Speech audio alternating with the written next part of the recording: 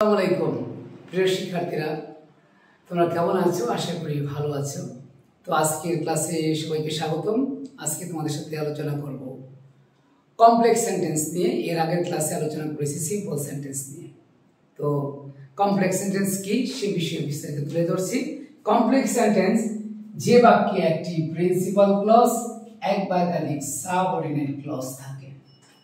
Principal ক্লজের আরেকটি নাম হলো মেইন ক্লজ, এরপর একটি নাম হলো ইন্ডিপেন্ডেন্ট ক্লজ।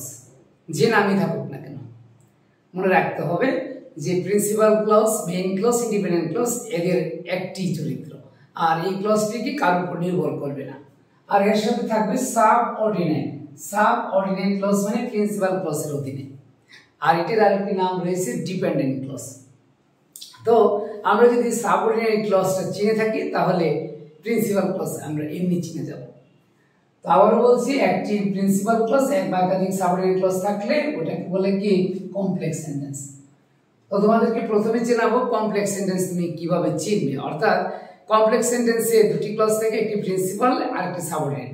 আমি আগে বলেছি সাবঅর্ডিনেট ক্লজটি যদি আমি চিনে থাকি তাহলে প্রিন্সিপাল ক্লজ চিনে ফেলবো। তো এখন দেখাবো তোমাদের সামনে। অর্থাৎ সাবঅর্ডিনেট ক্লজে সাধারণত কি কি ওয়ার্ড দিয়ে সাবঅর্ডিনেট ক্লজ শুরু হয়। সাবঅর্ডিনেট ক্লজের শুরুতেই থাকবে who, when, how, where, which, as, that, why, so that, in order that, whom.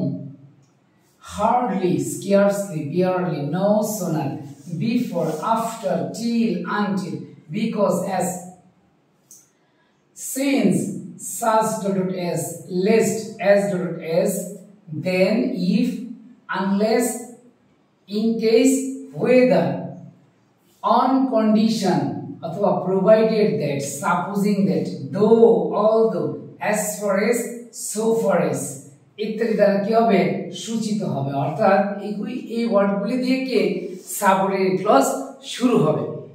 আবারও বলছি যে এই ওয়ার্ডগুলিকে তোমাকে চিনতে হবে। এই ওয়ার্ডগুলি মূলত কি ক্লজের শুরুতে থাকবে। তো এর আরো আগে যে এর দুটি ক্লাস আগে যে ক্লাসটি নিয়েছি সেখানে কিন্তু আমি দেখিয়েছি যে ক্লজ প্রধানত কত প্রকার, যে সেখানে প্রিন্সিপাল ক্লজ, সাবঅর্ডিনেট ক্লজ সম্পর্কে আলোচনা করেছি।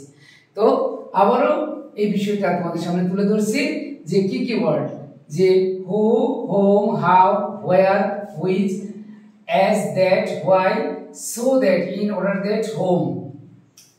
Hardly, scarcely, barely, no sooner, before, after, till, until, because, as, since, such, as, lest, as, then, if, unless, in case, whether, on condition, provided that, supposing that, although, though, as far as, so far as. অর্থাৎ এই ওয়ার্ডগুলি দিয়ে যদি sentence শুরু হয় তাহলেই মনে রাখতে হবে এই ওয়ার্ডগুলি দিয়ে যে পরের অংশটুকু টোটালটাই হলো কি সাবঅর্ডিনেট ক্লজ, আর এর আগের অংশটুকু কি প্রিন্সিপাল ক্লজ। তো খেয়াল করো যে এখানে কি রয়েছে, যে he work hard so that he could succeed in life. তো খেয়াল করো এখানে সো দ্যাট থেকে এই যে পর্যন্ত এই টোটালটাই হলো কি সাবঅর্ডিনেট ক্লজ। তাহলে এর আগের অংশটুকু কি প্রিন্সিপাল ক্লজ। তাহলে এখানে কয়টা ক্লজ? দুইটা। তাহলে একটা প্রিন্সিপাল ক্লজ এক বা একাধিক সাবঅর্ডিনেট ক্লজ থাকলে কি সেটা হলো কি কমপ্লেক্স সেন্টেন্স। তারপরে রয়েছে কি I know that you are a good man. এই যে দ্যাট থেকে বাকি সবটুকুই কি সাবঅর্ডিনেট ক্লজ, আর আই নো এটা হলো কি প্রিন্সিপাল ক্লজ। তারপর we don't know where he lives, এই where he lives, where থেকে বাকি সবটুকুই কি আমার সাবঅর্ডিনেট ক্লজ, আর I don't know এই টোটালটা হলো কি প্রিন্সিপাল ক্লজ। তারপরে এখানে আবার মজার বিষয় দেখো কি যে as, since, because এরা সাবঅর্ডিনেট ক্লজের উপাদান, যে এদের যে কোনো একটা সেন্টেন্সে থাকতে পারে, যে as I was ill, since I was ill, because I was ill।